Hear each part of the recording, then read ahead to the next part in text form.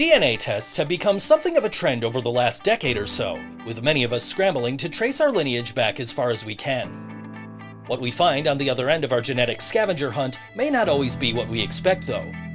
As with many things in today's world, individual results may vary. But what happens if you find out information that comes into direct conflict with your entire belief structure?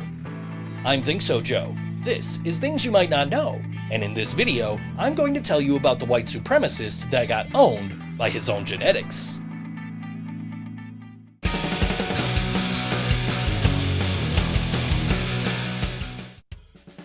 Born in 1952, Craig Cobb is a Canadian-American white supremacist and white nationalist who spent most of his early years living in Edmonton, Hawaii, and West Virginia.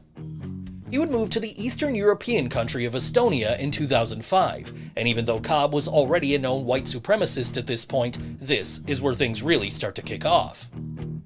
During his time in Estonia, Cobb purchased a plot of land near the small town of Tallinn, where he had hoped to establish a quote-unquote international office of white diaspora. This is also when he created the neo-Nazi video-sharing social media site Podblank. Luckily, that website lasted even less time than Parler, ensuring the early rise of every fascist's true favorite site, Facebook.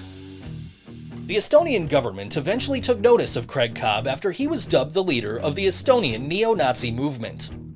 He was deported to Canada in 2009 and banned from entering Estonia for 10 years. In 2010, Cobb moved back to the United States, the land of strict border policies that have a skin tone minimum in order to be enforced.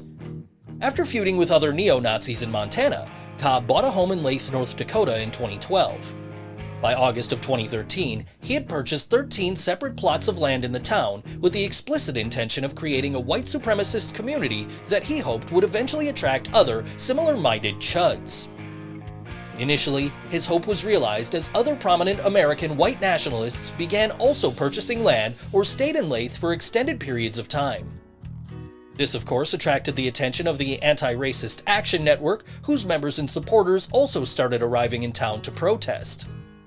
These protests eventually attracted hundreds of people in solidarity, including a significant amount of members from the Standing Rock Indian Reservation.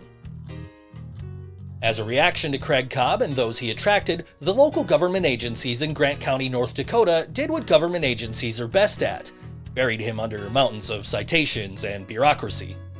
If you want to know more about this, a documentary titled Welcome to Leith was released in 2015 and covers the situation better than I probably ever could. Having garnered national attention at this point, Cobb was starting to get eyes on him from various media outlets. This culminated in his appearance on the short-lived Maury spin-off, The Trisha Goddard Show. On the show, Cobb was confronted by the lone black resident of Leith as his life had been, unsurprisingly, disturbed by Cobb's presence in the town. During the episode, Cobb agreed to take a DNA test, with the results being broadcast in an episode the following month. If we were to ask Alanis Morissette, she would probably describe the results as aggressively ironic. As it turns out, Craig Cobb is 14% sub-Saharan African, which feels like a reveal manufactured by The Onion. Cobb reacted to the results by calling it statistical noise. He attempted the same thing in other small towns that he attempted in Leith, with absolutely no success. In one of these instances, Cobb even tried to get the name of another small North Dakota town changed to Trump. Having announced his retirement from white supremacy, Cobb has disappeared from the public eye, a place where he should stay.